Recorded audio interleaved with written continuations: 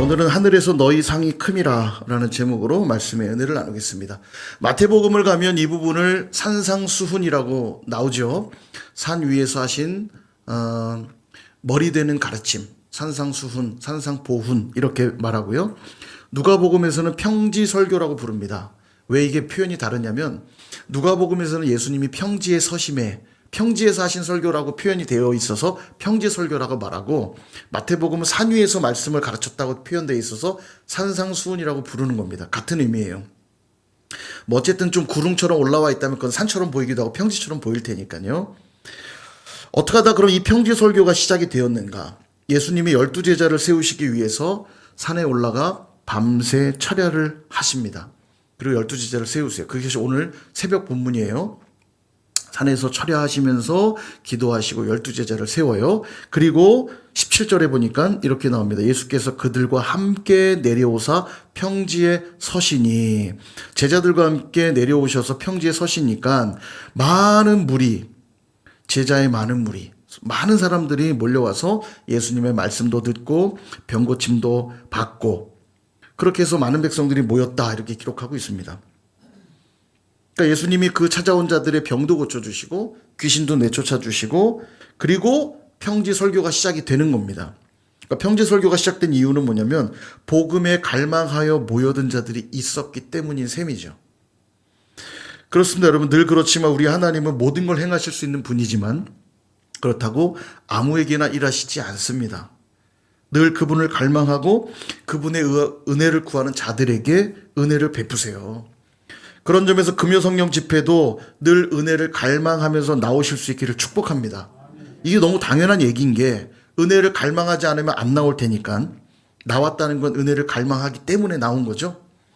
그러니까 당연해요. 이 자리에 나오실 때는 은혜를 갈망하며 나오셔야 됩니다.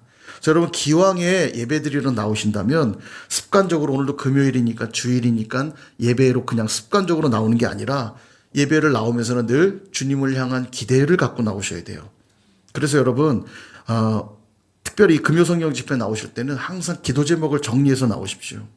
마음으로 정리하든 노트에 정리하든 기도 제목들을 가지고 나오시고, 오늘도 부어주실 은혜를 기대하면서 나오셔야 돼요. 그렇게 기대하는 자들에게 말씀이 선포될 때 그것이 마치 오늘 나를 들으라고 하시는 말씀처럼 팍팍 꽂혀지는 기적이 일어난단 말이에요. 그리고 그 기도 제목에 응답하시는 하나님을 만나게 된단 말이죠.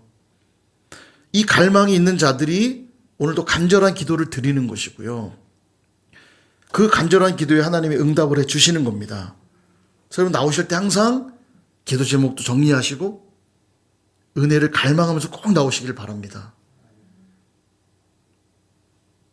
그럼 예수님의 가르침의 핵심인 이 평지설교를 살펴보면 내용은 이렇습니다. 20절과 21절을 보면 예수께서 눈을 들어 제자들을 보시고 이르시되 너희 가난한 자는 복이 있나니 하나님의 나라가 너희 것이며, 지금 줄인 자는 복이 있나니 너희가 배부름을 얻을 것이며, 지금 우는 자는 복이 있나니 너희가 웃을 것이다. 세 가지 얘기하죠. 가난한 자, 줄인 자, 우는 자, 그들이 복이 있대요. 여러분, 마태복음은 우리 이거 공부했는데 기억이 가물가물하시죠? 심천의 위, 온 땅의 배, 긍긍마하, 화의천. 그런 게 있었나 이런 표정이신데 한번 따라해볼게요. 심천의 위, 온 땅의 배, 긍긍마하, 화아의천. 예, 이 앞에 키워드만 외워도 된다고 그랬어요. 기억 다 나요. 심 뭐예요? 심령이 가난한 자는 심천이니까 천국이 그들의 것이고, 애통하는 자는 위로를 받고, 그 다음 심천의 위, 온 땅의 배니까 온유한 자는 땅을 기업으로 받고, 의의 줄 목마른 자는 배부를 것이고, 긍휼히 여긴 자는 긍휼히 여김 받을 것이고, 마음이 청결한 자는 하나님을 볼 것이고, 그 다음에 긍긍마하, 화평케 하는 자는 하나님의 아들이라 일컬음 받을 것이고, 의를 위하여 박해를 받은 자는 천국이 그들의 것이다. 예. 심천의 위, 온 땅의 배, 긍긍마하, 화의천. 자꾸 외우셔야 돼요. 예. 예. 근데 누가복음 표현이 약간 다르죠. 가난한 자는 복이 있고 줄인 자는 복이 있고 우는 자는 복이 있다. 근데 좀 이상하지요. 세상의 가치관과는 좀 다릅니다. 가난하고 싶은 사람 여기 손 들어 보실래요?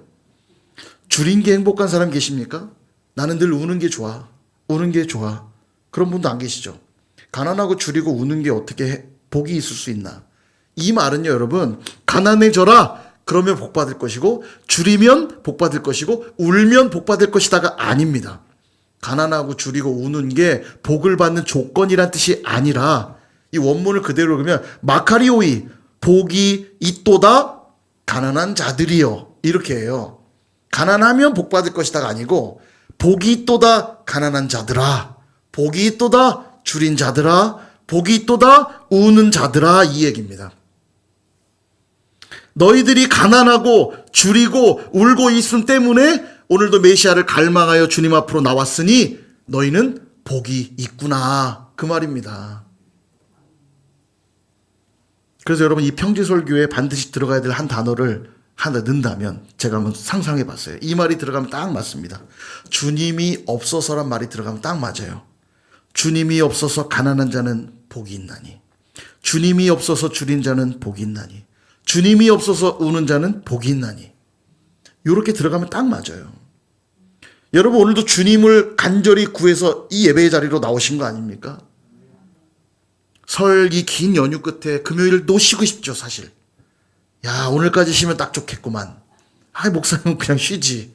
뭐또 예배야. 그런 마음이 든다면 어떻게 해야 돼요? 이제 우리 교회 그만하자고요. 예배 드리기 싫은데 뭘 그냥 안 드리면 되죠. 그러나 쉬고 싶은 마음 없지 않고, 피곤하죠.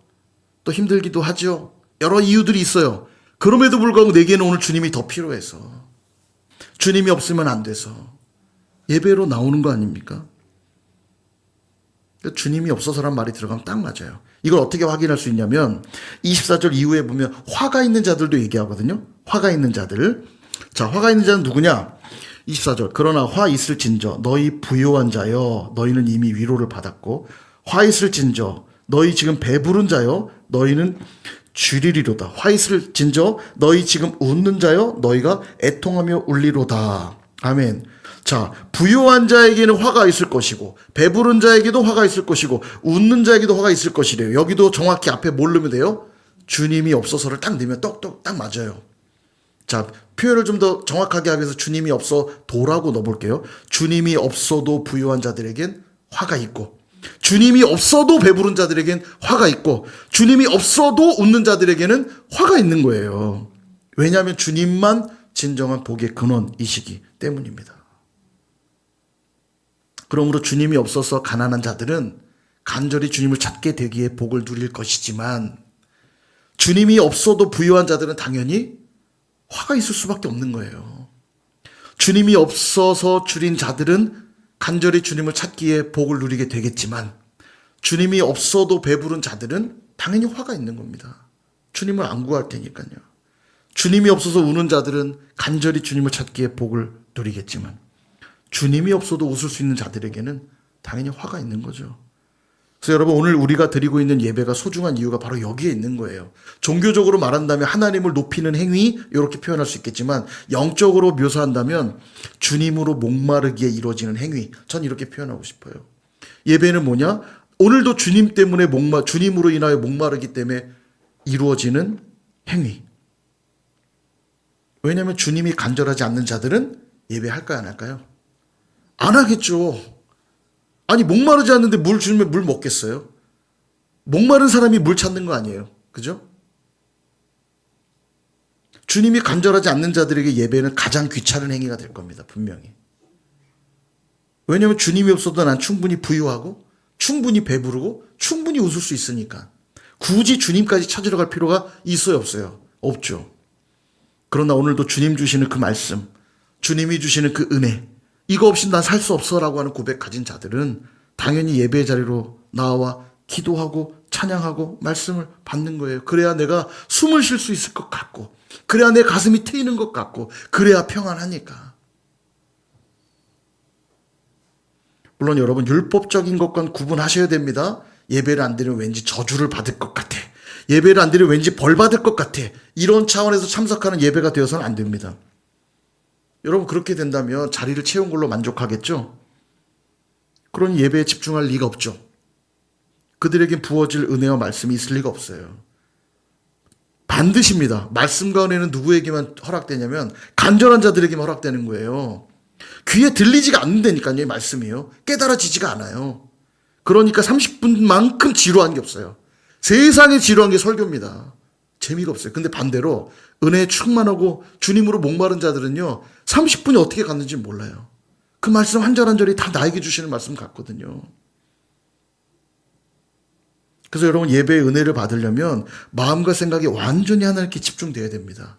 바로 그 상태가 가난한 상태고 바로 그 상태가 줄인 상태고 바로 그 상태가 우는 상태예요. 여러분.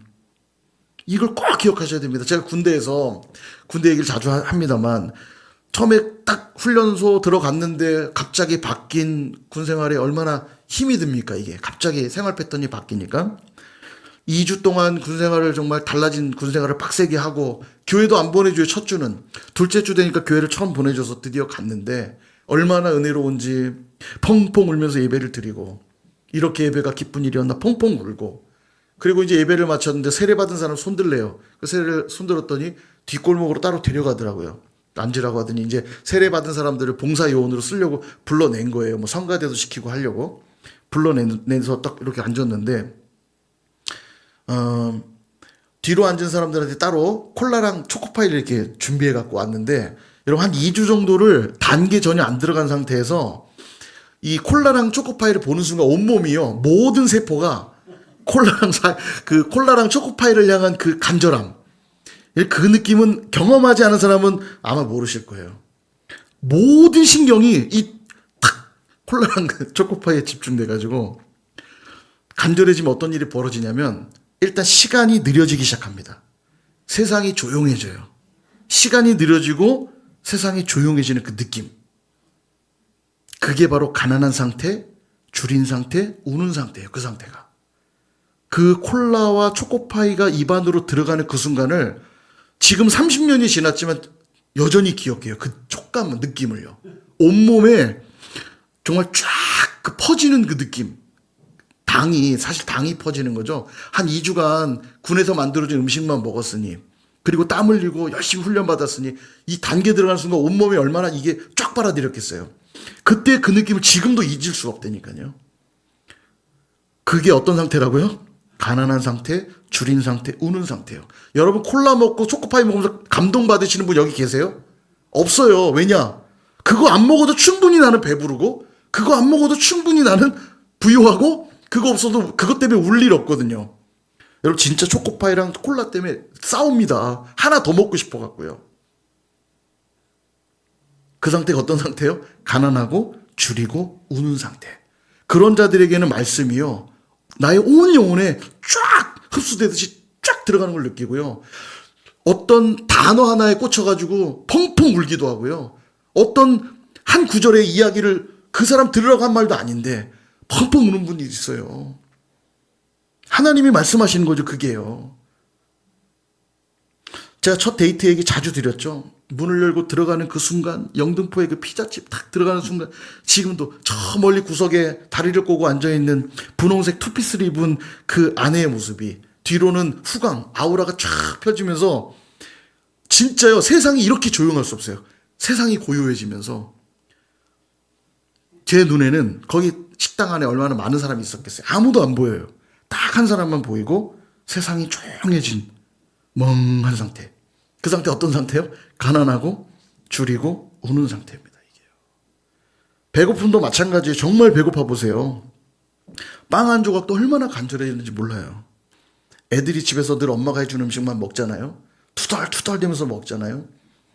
근데 엄마가 없는데 배가 고프잖아요. 처음에 엄마 없으면 짜증냅니다. 아, 밥 안 해주고 어디 갔어? 애들이 그러겠죠. 아, 나 배고파. 어디 간 거야? 투덜투덜. 근데 결국 엄마가 없다는 현실 인식이 다가오고 어떻게든 이 배고픔을 해결해야 된다는 생각이 들면 무슨 방법을 써서라도 평소엔 열어보지도 않던 냉장고를 열면서 하지도 않던 요리를 막 하는 거죠. 그 상태가 가난한 상태, 줄인 상태, 우는 상태예요. 그들에게 뭐가 있다고요? 복이 있도다. 그런데 마지못해 그냥 자리나 채우고 형식적으로 먹어주고 습관적으로 웃어주는 것이 가당키나 합니까? 그건 예배 자리에 나왔다고 해도 부유한 상태요, 배부른 상태요, 웃는 상태예요. 예배 자리에 나왔음에도 그들이 누릴 복은 없단 말이죠. 그래서 우리의 신앙은 한 차원 더 깊어져야 됩니다. 절대로 종교적이고 습관적인 자리에 머무르시면 안 돼요. 정말로 주님이 아니면 안 되는 그 가난한 상태여야 되고, 주님의 말씀만 간절히 구하는 줄인 상태여야 하고, 주님의 은혜 때문에 펑펑 우는 상태여야 됩니다. 그런 자들에게 선포되는 이 말씀이 이만한 돌덩이처럼 귀에 그냥 팍 꽂히는 거고요. 예배 중간중간 강력한 성령의 음성으로 배가 불러지는 거예요. 기도할 때 주시는 평강으로 인해 활짝 웃게 되는 겁니다. 여러분, 주님 앞에 실컷 울었는데 돌아가면 실컷 울었기 때문에 더 우울해지는 게 아니라 오히려 마음이 평안해지는 경험들을 해보셨을 거예요. 그거예요, 그거. 주님, 정말 도와주세요, 도와주세요. 너무너무 힘듭니다. 고통스럽습니다. 주님 앞에 펑펑 울고 있는데 절 좀 도와주세요. 간절히 기도했는데 평안이 임하는 거면 평안이. 그래서 여러분 늘 부탁드리는 게 예배로 나오실 때 미리 오셔서 마음을 꼭 준비하시고 기도 제목도 좀 정리하시고 제발 제가 늘 말해요. 종교적이고 습관적인 자리에 계시지 마시고 오늘도 주님 만난다 생각하시고 나오셔야 돼요. 미리 오셔서 오늘도 나는 무슨 기도를 드려야 되는가. 나라 민족을 위한 기도들, 우리 가정을 위한 기도들, 우리 교회를 위한 기도들, 우리 세론들을 위한 기도들 쭉 정리도 하시고 나의 기도 제목도 정리하시고 그렇게 영적 은혜의 그릇을 딱 준비해 두고 기다려야 그날 그게 가득 채워지는 기적을 경험하는 겁니다. 여러분의 마음이 꽉 찬 상태로 앉아있으면 이런저런 세상의 소리들로 분유한 상태로 있으면 여러분들에게 채워질 은혜는 절대 없어요. 이미 마음에 가득 찬 이것저것들로 가득 찬 상태로는 절대 안 찹니다. 예배 왔으니까 당연히 은혜 받는 게 아니에요, 여러분. 예배 오면 그래서 먼저 찬양하는 시간부터 여러분 준비 찬양 아닙니다. 하나님 앞에 정말 전심으로 올려드리는 찬양인데 어떻게 슬렁슬렁 찬양 중간에 들어올 수가 있어요? 연세중앙교회는 문 잠그는 거 아시죠? 예배 딱 시작하면 문을 잠궈요. 천국문 닫듯이 문을 닫아요. 예배를 못 드려요. 문 안 열어줍니다. 근데요, 늦는 사람 정말 하나도 없어요. 그게 뭔가 싶지만 굳이 잠궈야 되는 문제가 아니어도 부득이한 경우들이 있을 수 있어요. 무슨 사고가 생기고 부득이한 그런 걸 얘기하는 건 아닙니다. 그런데 습관적으로 그냥 늘 늦어요. 그냥 당연히 5분 10분씩 늦게 슬렁슬렁 와서 앉아서 가방 놓고 성경 꺼내고 주보 이렇게 주보 또 내용도 그런 분들도 계셔요. 주보 오면 먼저 오늘 교회 무슨 일이 있는지 찬양하는 내내 주보를 읽는 분들 계십니다. 이렇게. 그런 분들에게 은혜가 부어질 리가 없죠. 이미 마음이 가득 차 있는 상태인데. 그래서 미리 오셔야 돼, 항상. 먼저 찬양하는 시간 전심으로 주님은 높임을 받으시라고 찬양을 올려드리고 하실 수 있으면 여러분 손을 들고도 찬양하시고 눈을 감고도 찬양하시고 마음에 손을 모으고도 간절함을 주님 앞에 표현해 보기도 하고 정말로 그렇게 찬양해 보세요. 여러분 마음가짐이 달라질 겁니다. 정말로. 기도하면서 여러분 마음 안에 있는 죄악들을 주님 앞에 다 쏟아내고 비워내고 그리고 말씀을 들으면요. 한 절 한 절이 오늘도 하나님이 나들으라고 하시는 말씀들을 주신단 말이에요.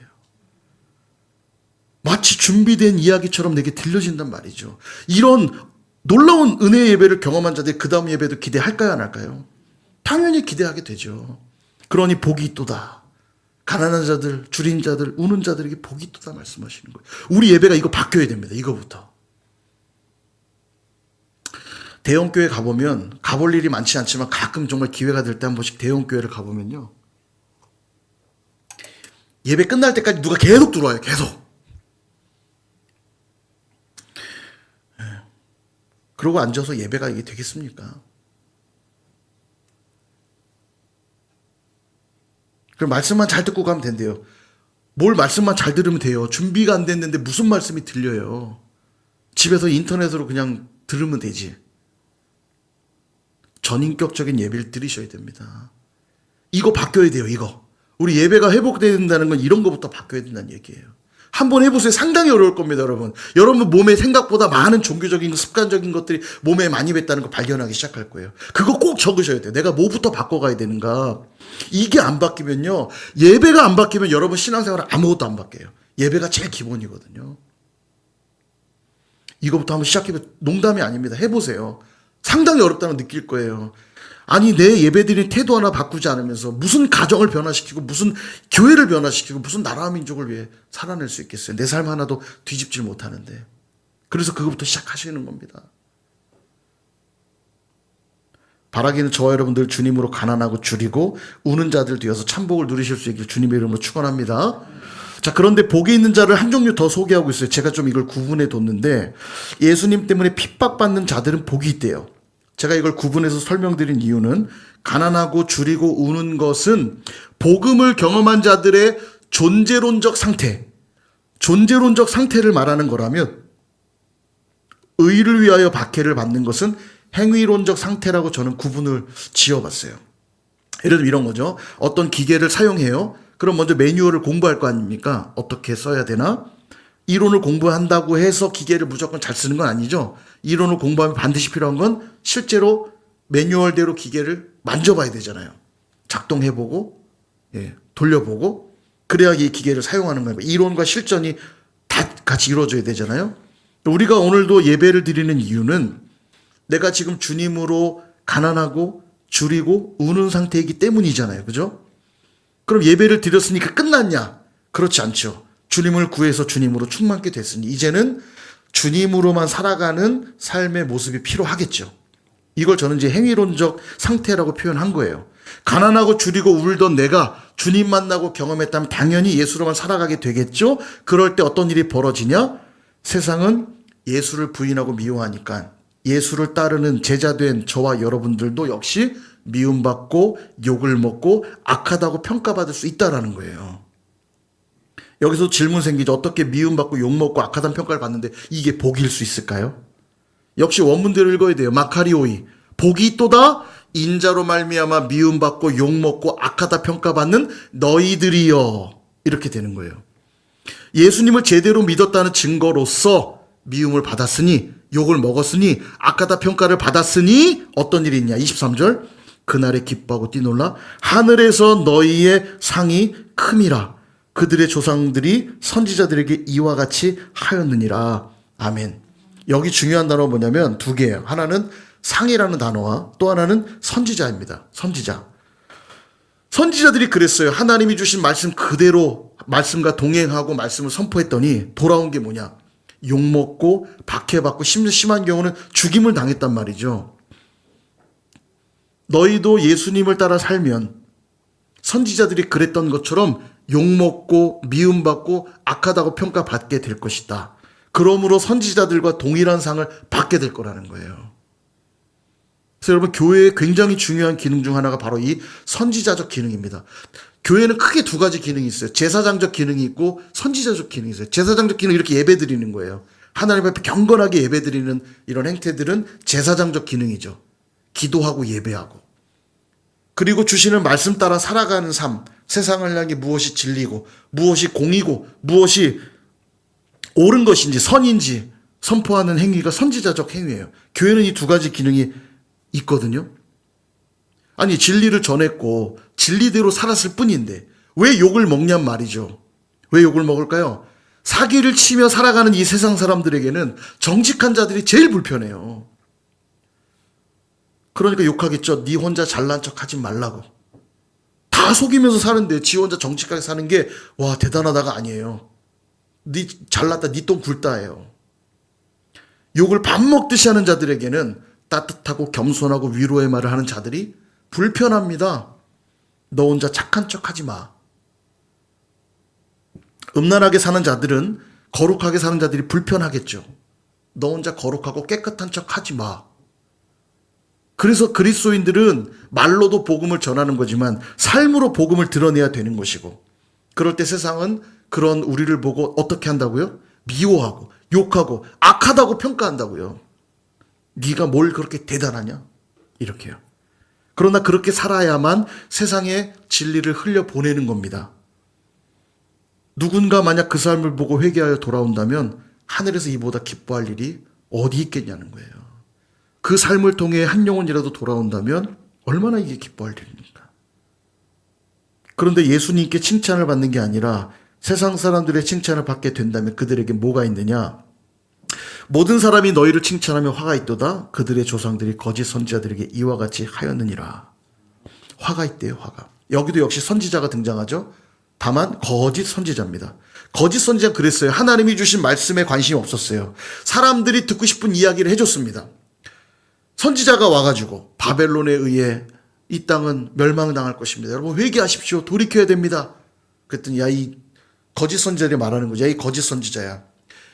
예루살렘 성전이 우리에게 있고 우리는 하나님의 택한 백성인데 어떻게 이방 민족에게 우리가 망한다는 거냐. 이 거짓 선지자야. 여러분 걱정하지 마십시오. 우리에게는 성전이 있습니다. 우리는 하나님의 택한 백성이고 우리는 할례 받은 백성 아닙니까? 아무 일도 벌어지지 않으니까 걱정하지 마십시오. 사람들이 좋아했겠죠. 야, 우리가 멸망하지 않는단다. 하나님 지켜주신단다. 선지자는 인기 없었지만 거짓 선지자 인기가 좋았어요. 왜냐하면 그들이 듣고 싶은 얘기를 해줬거든요. 그러니까 거짓 선지자들은 어떤 죄를 받냐면 거짓 메시지를 전한 죄를 받고, 두 번째, 많은 사람들을 바르지 못한 길로 인도한 죄까지 합쳐서 그들에게 화가 클 수밖에 없는 거예요. 이건 우리도 마찬가지입니다. 우리는 내 한 몸 건사하려고 오늘 나와 신앙생활하는 게 아니에요. 우리가 먼저 예수님께 부름받은 이유는 뭐냐? 아직도 예수를 믿지 않는 자들을 위하여 우리를 먼저 부르신 거라고요. 우리를 모델 삼아 부르신 거라고요. 누군가는 살아내는 걸 봐야 뒤따라갈 사람이 생기는 거 아닙니까? 그러니까 먼저 부름받은 건 굉장한 특권이면서도 상당한 부담감이에요. 올 한해 우리가 부담감을 매는 사랑도 얘기하고 있지만 사랑이란 부담감을 전제하고 있는 거예요. 말씀대로 순종하며 예수님과 동행하며 사는 건 내가 복을 누리며 사는 삶을 넘어서 누군가에게 그 복을 전하는 행위까지 되는 겁니다. 여러분 가족들 사랑하십니까? 혹시 믿지 않는 가족들이 있다면 여러분 더 큰 부담감을 갖고 신앙생활을 제대로 하셔야 돼요. 가족들이 혹시 욕해도 괜찮아요. 그 욕은 예수를 제대로 믿고 있는 증거예요. 믿지 않는 가족들에게 좋은 소리를 듣는다고 신앙생활을 하는 게 아닙니다. 진리대로 살아서 욕을 먹더라도 진리대로 살아야만 진리가 진리로 증명되고 그 가운데 복음의 역사가 나타나는 거예요. 이 원리를 여러분 착각하시면 안 돼요. 가족들 비유를 맞추면 교회 나온다고요? 비유를 맞춰서 교회 나오는 게 아닙니다. 뭐 한두 번은 나와줄 수도 있어요. 그건 아닙니다. 진리는 진리로만 설명되는 거죠. 당연히 그래서 부담스러운 거예요. 제대로 신앙생활 하셔야 됩니다. 제대로. 너 신앙생활 하긴 하는 거냐? 예수 믿긴 믿는 거냐? 이런 말 나오면 안 돼요. 제가 미쳐도 완전히 미쳤구나. 예수쟁이구나, 예수쟁이. 물론 그 안에 지혜는 필요해요. 지혜가 필요하지만 분명한 건 예수쟁이 소리 듣는 정도는 가셔야 됩니다. 그리고 삶에 부족함이 없어야 돼요. 예수 믿는다면서 사기치고 거짓말하고 욕하면서 폭력 행사하고 세상 사람들하고 똑같이 산다면 물론 그건 잘못된 거죠. 그러나 말씀 따라 내가 하나님 백성으로 살아낼 때 나를 통해 하나님의 복이 누군가에게 흘러가는 거예요. 그들에게 무슨 상이 주어진다고요? 선지자들이 받은 상을 받는 겁니다. 하늘에서 큰 상을 받는 거예요. 그러므로 여러분 핍박받고 박해받는 걸 두려워하지 마십시오. 정말 우리가 두려워해야 되는 건 예수님 없이 사는 삶을 두려워하셔야 돼요. 예수님의 말씀 없이 사는 삶을 두려워해야 됩니다.